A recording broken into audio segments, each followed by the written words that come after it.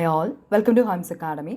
നമ്മൾ എല്ലാവരും സെറ്റ് എക്സാമിന് വേണ്ടിയുള്ള വളരെ തീവ്രതയേറിയ പ്രിപ്പറേഷനിലാണ്. നമുക്ക് ചന്ദ്രയാൻ എന്ന് പറയുന്ന ടോപ്പിക് റിലേറ്റഡ് ആയിട്ട് നമുക്കൊരു ക്വസ്റ്റ്യൻ തീർച്ചയായിട്ടും പ്രതീക്ഷിക്കാവുന്നതാണ്. അപ്പോൾ നമുക്ക് ചന്ദ്രയാനുമായിട്ട് ബന്ധപ്പെട്ട് നമുക്ക് എക്സ്പെക്റ്റ് ചെയ്യാവുന്ന ഏരിയാസ് കൃത്യമായിട്ട് നമുക്ക് ചെറിയ രീതിയിൽ നമുക്ക് നോക്കി വയ്ക്കാം. അപ്പം വളരെ കൃത്യതയോടുകൂടി തന്നെ ഇത് പഠിച്ചു വെക്കാം. നമ്മൾ ജീവിക്കുന്നത് ഒരു IT യുഗത്തിലാണല്ലേ. നമുക്ക് എല്ലാവർക്കും പേഴ്സണലി നമുക്ക് കമ്പ്യൂട്ടേഴ്സ് ഉണ്ടാവും. അപ്പം നിങ്ങൾക്കിനി കമ്പ്യൂട്ടറുകൾ ഇല്ലെങ്കിൽ അത് വാങ്ങാനും അതിന് ആക്സസറീസ് വേണമെങ്കിൽ അത് പർച്ചേസ് ചെയ്യാനും കൂടാതെ കമ്പ്യൂട്ടറുമായിട്ട് ബന്ധപ്പെട്ടുള്ള എല്ലാ സർവീസുകളും ലഭ്യമായിട്ടുള്ള കൊച്ചിയിൽ സ്ഥിതി ചെയ്യുന്ന വളരെ മികച്ച ഒരു സ്ഥാപനമാണ് കൊച്ചിയിലെ വെണ്ണലയിൽ സ്ഥിതി ചെയ്യുന്ന ജോമിസ് IT സൊല്യൂഷൻ എന്ന് പറയുന്നത്. നിങ്ങൾക്ക് ആവശ്യമാണെങ്കിൽ അത് കമ്പ്യൂട്ടർ പർച്ചേസ് ചെയ്യാനാവാം, അതിന് ആക്സസറീസ് പർച്ചേസ് ചെയ്യാനാവാം, ദെൻ അതുപോലെ തന്നെ അതിൻ്റെ ഏതെങ്കിലും സർവീസുകളുമായിട്ട് ബന്ധപ്പെട്ടാവാം നിങ്ങൾക്ക് കോൺടാക്ട് ചെയ്യാം ജോമിസ് IT സൊല്യൂഷൻ. എക്സാം റിലേറ്റഡ് ആയിട്ടുള്ള ഇമ്പോർട്ടൻ്റ് ആയിട്ടുള്ള പോയിന്റ്സിലൂടെ മാത്രമാണ് നമ്മൾ കടന്നു പോകുന്നത്. ഒന്ന്, Indian space research organisation ISRO ആണ് ചന്ദ്രയാൻ ദൗത്യത്തിന് പിന്നിൽ, അല്ലെങ്കിൽ ചന്ദ്രയാൻ ദൗത്യം ഇതാണ് ഇന്ത്യൻ സ്പേസ് റിസർച്ച് ഓർഗനൈസേഷൻ ISROയുടെ ദൗത്യമാണ്. ദെൻ അമേരിക്ക, ചൈന, റഷ്യ എന്നീ രാജ്യങ്ങൾക്ക് ശേഷം ചന്ദ്രനിൽ ഇറങ്ങുന്ന 4ാമത്തെ രാജ്യമാണ് ഇന്ത്യ എന്ന് പറയുന്നത്. First USA, second USSR, Russia, then third China. അതിനുശേഷം ഇറങ്ങുന്ന 4ാമത്തെ രാജ്യമാണ് ആര്? ഇന്ത്യ എന്ന് പറയുന്നത്. പക്ഷേ ഇവിടെ തന്നെ ഒരു കാര്യം കൂടെ ഓർത്തു വെക്കാം. ചന്ദ്രൻ്റെ ദക്ഷിണ ധ്രുവത്തിൽ സോഫ്റ്റ് ലാൻഡിംഗ് നടത്തിയ ആദ്യ രാജ്യം എന്ന് പറയുന്ന പൊസിഷൻ ആർക്കാണ് കിട്ടിയിരിക്കുന്നത്? ഇന്ത്യ. അതായത് ചന്ദ്രൻ്റെ ദക്ഷിണ ധ്രുവത്തിൽ സോഫ്റ്റ് ലാൻഡിംഗ് നടത്തിയ ആദ്യ രാജ്യം ഏതാണ്? ഇന്ത്യയാണ്. ചന്ദ്രദൗത്യത്തിൽ 4ാമത്തെ രാജ്യം ഇന്ത്യ ആണെങ്കിലും ദക്ഷിണ ധ്രുവത്തിൽ സോഫ്റ്റ് ലാൻഡിംഗ് നടത്തിയ ആദ്യ രാജ്യം എന്ന് പറയുന്നത് ഇന്ത്യയാണ്. ഇനി നമ്മൾ ഓർത്ത് വെക്കേണ്ടത് ചന്ദ്രയാൻ 3 എന്ന് പറയുന്ന ഇന്ത്യയുടെ 3rd ലൂണാർ മിഷനാണ്. ചന്ദ്രയാൻ 1 എന്ന് പറയുന്ന പ്രധാനമായിട്ടും ദക്ഷിണ ധ്രുവത്തിലെ ജലത്തിൻ്റെ അംശം കണ്ടെത്തുക എന്നുള്ളതായിരുന്നു ചന്ദ്രയാൻ 1ൻ്റെ പ്രധാന ദൗത്യം. ചന്ദ്രയാൻ 2വിൻ്റെ ഒരു വലിയൊരു ഇമ്പോർട്ടൻ്റ് ആയിട്ടുള്ളൊരു ഒബ്ജക്റ്റീവ് ആയിരുന്നു സോഫ്റ്റ് ലാൻഡിംഗ് എന്ന് പറയുന്നത്. അതായത് ദക്ഷിണ ധ്രുവത്തിൽ കൃത്യമായിട്ട് ഇനി ഇടിച്ചിറങ്ങാതെ സോഫ്റ്റ് ലാൻഡ് ചെയ്യുക എന്നുള്ളത് വലിയ ഒരു ഒബ്ജക്റ്റീവ് ആയിരുന്നു. പക്ഷേ അത് ഫെയിലിയറായി, അത് ഭാഗികമായിട്ട് ആ ഒരു ദൗത്യം പരാജയപ്പെട്ടു എന്നുള്ളതാണ്. അതുകൊണ്ട് ഈ സെക്കൻഡ് ദൗത്യം, അതായത് സോഫ്റ്റ് ലാൻഡിംഗ് നടത്തുക എന്ന സെക്കൻഡ് അറ്റംപ്റ്റ് ശരിക്കും ചന്ദ്രയാൻ 3 ആണ്. 3 ലൂണാർ മിഷനുണ്ട്, ചന്ദ്രയാൻ 1, 2, 3. ദെൻ ചന്ദ്രയാൻ 2വിൻ്റെ ഒരു ലക്ഷ്യം, പ്രധാനപ്പെട്ട അല്ലെങ്കിൽ ഇമ്പോർട്ടൻ്റ് ആയിട്ടുള്ള ഒരു ഒബ്ജക്റ്റീവ് ആയിരുന്നു soft landing on the moon surface എന്ന് പറയുന്നത്. അത് പരാജയപ്പെട്ടു പോയി. ദെൻ അതിനുശേഷം രണ്ടാമത് ഈ ഒരു ഒബ്ജക്റ്റീവുമായിട്ട് പോയതാണ് ചന്ദ്രയാൻ 3 എന്ന് പറയുന്നത്. അത് വിജയകരമായിട്ട് പൂർത്തിയാക്കുകയും ചെയ്തു. Then the mission took off from the Satish Dhawan space centre SDSC, അതായത് ശ്രീഹരിക്കോട്ടയിലെ സതീഷ് ധവാൻ സ്പേസ് സെൻറ്ററിൽ നിന്നാണ് ഈ ഒരു മിഷൻ നടക്കുന്നത്. ജൂലൈ 14, 2023 ജൂലൈ 14 2:35 PM വിക്ഷേപണം നടന്നത്. കൃത്യമായിട്ട് ഓർത്ത് വെക്കാം. ജൂലൈ 14, 2023 ശ്രീഹരിക്കോട്ടയിലെ സതീഷ് ധവാൻ സ്പേസ് സെൻറ്ററിൽ നിന്നും വിട്ടുപോകരുത്. ഇനി ഓർത്ത് വയ്ക്കേണ്ട മറ്റൊരു ഇമ്പോർട്ടൻ്റ് ആയിട്ടുള്ളൊരു പോയിൻ്റാണ് ഈ ഒരു ചന്ദ്രയാൻ 3ൻ്റെ 3 മിഷൻ ഒബ്ജക്റ്റീവ്സ് ഏതൊക്കെയായിരുന്നു. ഏറ്റവും ഇമ്പോർട്ടൻ്റ് ആയിട്ടുള്ളത് to demonstrate safe and soft landing on lunar surface എന്നുള്ളതാണ്. 2, demonstrate rover roving on the moon. 3, to conduct institute scientific experiments. ഇതൊക്കെയാണ്. അതായത് ചന്ദ്രോപരിതലത്തിൽ സുരക്ഷിതമായിട്ട്, അതായത് സോഫ്റ്റ് ലാൻഡിംഗ് സാധ്യമാക്കുക, ചന്ദ്രനിൽ റോവർ ചലിപ്പിക്കുക, ലാൻഡ് ചെയ്യുന്ന സ്ഥലത്ത് വിവിധങ്ങളായിട്ടുള്ള സയൻറ്റിഫിക് എക്സ്പെരിമെൻറ്റ്സ് ഒക്കെ നടത്തുക, പരീക്ഷണങ്ങൾ നടത്തുക. ഇതാണ് ഇതിൻ്റെ പ്രധാനപ്പെട്ട 3 ഒബ്ജക്റ്റീവ്സ് എന്ന് പറയുന്നത്. ദെൻ ഇതിൻ്റെ പ്രോജക്റ്റ് ഡയറക്ടർ എന്ന് പറയുന്നത് ഡോക്ടർ വീരമുത്തുവേലായിരുന്നു. ആരായിരുന്നു? വീരമുത്തുവേലാണ് പ്രോജക്റ്റ് ഡയറക്ടർ എന്ന് പറയുന്നത്. നമുക്കറിയാം ചന്ദ്രയാൻ 3 എന്ന് പറയുന്നത് വളരെ വിജയകരമായിട്ട് ഇന്ത്യ പൂർത്തീകരിച്ച ഒരു ലക്ഷ്യമാണ്. അപ്പോൾ ചന്ദ്രയാൻ 3ൻ്റെ ലാൻഡിംഗ് പോയിന്റിനെ പ്രധാനമന്ത്രി അവർ പേര് ഇട്ട് വിളിച്ചിരുന്നു ശിവശക്തി പോയിന്റ് എന്ന് പറയുന്നത്. ദെൻ ചന്ദ്രയാൻ 2 എന്ന് പറയുന്നത്, അല്ലെങ്കിൽ ചന്ദ്രയാൻ 2ൻ്റെ ഇമ്പാക്ട് പോയിന്റ്, ഒരു ഫെയിലിയർ ആയിട്ടുള്ളൊരു പോയിന്റിനെ തിരങ്ക പോയിന്റ് എന്ന് അദ്ദേഹം വിളിച്ചു. ദെൻ അടുത്തത് ഓഗസ്റ്റ് 23, നമുക്കറിയാം നമ്മളെ സംബന്ധിച്ചോളം വളരെ അഭിമാനകരമായ ദിവസമായിരുന്നു. കാരണം ചന്ദ്രയാൻ 3 വളരെ വിജയകരമായിട്ട് വിക്ഷേപണം പൂർത്തീകരിച്ച ദിവസമാണ് ഓഗസ്റ്റ് 23 എന്ന് പറയുന്നത്. ആ ഒരു ദിവസത്തെ നാഷണൽ സ്പേസ് ഡേ ആയിട്ടാണ് ഇനി മുതൽ സെലിബ്രേറ്റ് ചെയ്യുന്നത്. ഇതാണ് ഓഗസ്റ്റ് 23 എന്ന് പറയുന്നത് നാഷണൽ സ്പേസ് ഡേ ആയിട്ട് നമ്മളുടെ പ്രധാനമന്ത്രി നരേന്ദ്രമോദി എന്ത് ചെയ്തു? അനൗൺസ് ചെയ്തിട്ടുണ്ട്. ഇനി നമ്മൾ കുറേ ക്വസ്റ്റ്യൻസ് കണ്ട് നമുക്കിത് കുറേ കാര്യങ്ങൾ മനസ്സിലാക്കി വെക്കാം. ഒന്ന്, who is the chief scientist of the Chandrayaan 3? Chandrayaan 3ൻ്റെ ചീഫ് സയൻറ്റിസ്റ്റ് ആരാണ്? റിതു കാരിതാളാണ്. അതായത് ഈ ഒരു വുമണാണ്, അവരാണ് ശരിക്കും സീനിയർ സയൻറ്റിസ്റ്റ്, ഈ ചന്ദ്രയാൻ 3 മിഷൻ്റെ സീനിയർ സയൻറ്റിസ്റ്റ് എന്ന് പറയുന്നത്. Who is the chief scientist അല്ലെങ്കിൽ സീനിയർ സയൻറ്റിസ്റ്റ് ഇൻ ചന്ദ്രയാൻ 3 എന്ന് ചോദിച്ചാൽ റിതു കാരിതാളാണ്. ഇവർ നമുക്ക് റോക്കറ്റ് വുമൺ ഓഫ് ഇന്ത്യ എന്നാണ് വിളിക്കുന്നത്. എന്താണ്? Rocket woman of India. Then ആരാണ് ചന്ദ്രയാൻ 3 ഇൻവെൻറ്റ് ചെയ്തത്? ആരാണ്? Indian space research organisation ISRO ആണ്. ഇനി നമുക്ക് കാണാനായിട്ടുള്ളത് what are the 3 component of Chandrayaan 3? Chandrayaan 3ൻ്റെ 3 കമ്പോണൻറ്റ് ഏതൊക്കെയാണ്? Propulsion module, lander and rover. ഇനി ചന്ദ്രയാൻ 2 എന്തൊക്കെ ഉണ്ടായിരുന്നു? ചന്ദ്രയാൻ 2 ഒരു ഓർബിറ്ററും ലാൻഡറും റോവറും. പക്ഷേ ചന്ദ്രയാൻ 3 വന്നപ്പോൾ എന്തില്ല? ചന്ദ്രയാൻ 2 ഉണ്ടായിരുന്ന ഓർബിറ്റർ അതിൽ ഇല്ല. കാരണം ഓൾറെഡി നമ്മളുടെ ഓർബിറ്റർ ചന്ദ്രയാൻ 2 വിട്ട ഓർബിറ്റർ ഓൾറെഡി അവിടെ സക്സസ്ഫുള്ളായിട്ട് തന്നെ എന്ത് ചെയ്യുന്നുണ്ട്? റൺ ചെയ്യുന്നുണ്ടെങ്കിൽ അവിടെ ഓർബിറ്റ് ചെയ്യുന്നുണ്ട്. അതുകൊണ്ട് അത് എന്ത് ചെയ്തില്ല? ഇപ്പോൾ ചന്ദ്രയാൻ 3 അകത്ത് ഒരു അഡീഷണൽ ഓർബിറ്റർ ഇല്ല. അതിനകത്തുണ്ടായിരുന്നു propulsion module, lander and rover. Then Chandrayaan 3 മിഷനിലെ റോവറിനെ വിളിക്കുന്നത് പ്രഗ്യാൻ എന്നാണ്. എന്താണ്? പ്രഗ്യാൻ. അടുത്തൊരു ക്വസ്റ്റ്യൻ ആണ്, ചന്ദ്രയാൻ 3 മിഷൻ്റെ ലാൻഡർ. റോവർ നമ്മൾ പറഞ്ഞു പ്രഗ്യാനാണ്. ലാൻഡർ ഏതാണ്? വിക്രം. അതായത് ഒന്നുകൂടെ ഓർത്ത് വെച്ചോണം, ഒരു പ്രൊപ്പൽഷൻ മൊഡ്യൂളും ലാൻഡറും റോവറുമാണ് ചന്ദ്രയാൻ 3ൻ്റെ പ്രധാനപ്പെട്ട കോമ്പോണൻസ് എന്ന് പറയുന്നത്. അതിൻ്റെ അകത്തുണ്ടായിരുന്ന റോവർ എന്ന് പറയുന്ന പ്രഗ്യാൻ, ദെൻ ലാൻഡറിൻ്റെ പേര് വിക്രം. ദെൻ ചന്ദ്രയാൻ 3 മിഷൻ്റെ അകത്തെ റോവർ മറന്നു പോകരുത്, ഏതാണ്? പ്രഗ്യാൻ. ദെൻ ഇനി അടുത്തത്, one thing in Chandrayaan 2 and not Chandrayaan 3. Chandrayaan 2 ഉണ്ടായിരുന്നതും എന്നാൽ ചന്ദ്രയാൻ 3 ഇല്ലാഞ്ഞതും ഏതാണ്? Orbiter. Next, which launcher is used for Chandrayaan 3? Chandrayaan 3ക്ക് ഉപയോഗിച്ച ലോഞ്ചർ ഏതാണ്? LVM-3. Launch vehicle mark 3. LVM-3 ആണ് അതിൻ്റെ ലോഞ്ച് വെഹിക്കിൾ എന്ന് പറയുന്നത്, ലോഞ്ചർ എന്ന് പറയുന്നത്. ദെൻ അതിൻ്റെ ടോട്ടൽ വെയിറ്റ് 3900 kilograms ആണ്.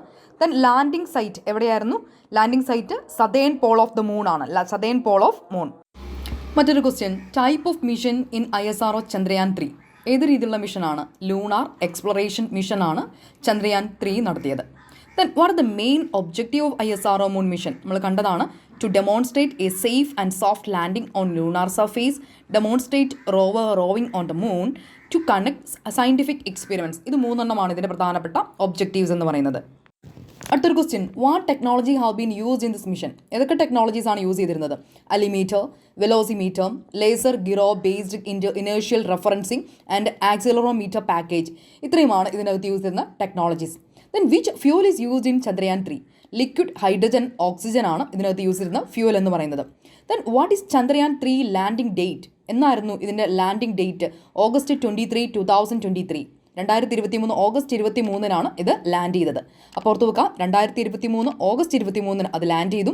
അന്നാണ് നമ്മൾ നാഷണൽ സ്പേസ് ഡേ ആയിട്ട് ആചരിക്കുന്നത്. ദെൻ ഇതിനകത്ത് ഉപയോഗിച്ച ഫ്യൂൽ ഏതാണ്? ലിക്വിഡ് ഹൈഡ്രജൻ ആൻഡ് ഓക്സിജൻ എന്നുള്ളതാണ്. അടുത്തൊരു question, the mission life of the lander and rover. ലാൻഡറിൻ്റെ റോവറിൻ്റെ മിഷൻ ലൈഫ് എന്ന് പറഞ്ഞാൽ എത്ര ദിവസമാണ്? ഒരു ലൂണാർ ഡേ ആണ്. ഒരു ലൂണാർ ഡേ എന്ന് പറയുന്നത് നമ്മളെ 14 എർത്ത് ഡേയ്ക്ക് ഈക്വൽ ആണ്. അടുത്തത്, launch site of Chandrayaan 3. Chandrayaan 3ൻ്റെ ലോഞ്ച് സൈറ്റ് ഏതായിരുന്നു? Satish Dhawan space centre, Sriharikota. Then Chandrayaan 3 is the successor to which previous Indian lunar mission? ഏത് ലൂണാർ മിഷൻ്റെ സക്സസറാണ്? ചന്ദ്രയാൻ 2. അടുത്തത്, Chandrayaan 3 is being develop to demonstrate improved. അതായത് ചന്ദ്രയാൻ 2 പ്രധാനമായിട്ടും സോഫ്റ്റ് ലാൻഡിംഗ് ആയിരുന്നു അതിൻ്റെ ഒബ്ജക്റ്റീവ് എന്ന് പറയുന്നത്. അത് പരാജയപ്പെട്ടു. സോഫ്റ്റ് ലാൻഡിങ്ങിൽ അത് പരാജയപ്പെട്ടു, ഭാഗികമായിട്ട് അത് പരാജയപ്പെട്ടു. ദെൻ അതിനുശേഷം ആ ഒരു ഒബ്ജക്റ്റീവോട് അല്ലെങ്കിൽ ലാൻഡിംഗ് ടെക്നിക്കിൻ്റെ ആ ഒരു ഒബ്ജക്റ്റീവോടുകൂടി വന്നതാണ് ചന്ദ്രയാൻ 3 എന്ന് പറയുന്നത്. Then the cost estimation of Chandrayaan 3 എന്ന് പറയുന്നത് എത്രയാണ്? 615 കോടി രൂപയാണ്. അപ്രോക്സിമേറ്റ്ലി അതൊരു 615 കോടി രൂപയാണ്. Which space agency launched Chandrayaan 3 mission? ഏതാണ്? ഏത് സ്പേസ് ഏജൻസിയാണ്? ISRO, ഇന്ത്യൻ സ്പേസ് റിസർച്ച് ഓർഗനൈസേഷനാണ് ഇത് ലോഞ്ച് ചെയ്തത്. ISROൻ്റെ ഹെഡ് ക്വാർട്ടേഴ്സ് എവിടെയാണ്? ബാംഗ്ലൂർ. മറ്റൊരു ക്വസ്റ്റ്യൻ, ISROൻ്റെ ചെയർമാൻ ആരാണ്? S സോമനാഥാണ്, മലയാളിയാണ്. ദെൻ അതുപോലെ തന്നെ ചന്ദ്രയാൻ 1 ദൗത്യം ആയിരുന്ന സമയത്ത് ISROൻ്റെ ചെയർമാൻ ആരായിരുന്നു? G മാധവൻ നായർ ആയിരുന്നു, അതും മലയാളിയായിരുന്നു. ദെൻ അടുത്ത ക്വസ്റ്റ്യൻ, നമ്മൾ ക്വസ്റ്റ്യൻ അല്ല, 3 പോയിന്റുകൾ ഒന്നുകൂടെ ഓർക്കാം. ചന്ദ്രയാൻ 1 ലോഞ്ച് ചെയ്ത ഡേറ്റ് 22 ഒക്ടോബർ 2008 ആണ്. ചന്ദ്രയാൻ 2 ലോഞ്ച് ചെയ്തത് 22 ജൂലൈ 2019 ആണ്. ചന്ദ്രയാൻ 3 ലോഞ്ച് ചെയ്തത് 14 ജൂലൈ 2023 ആണ്.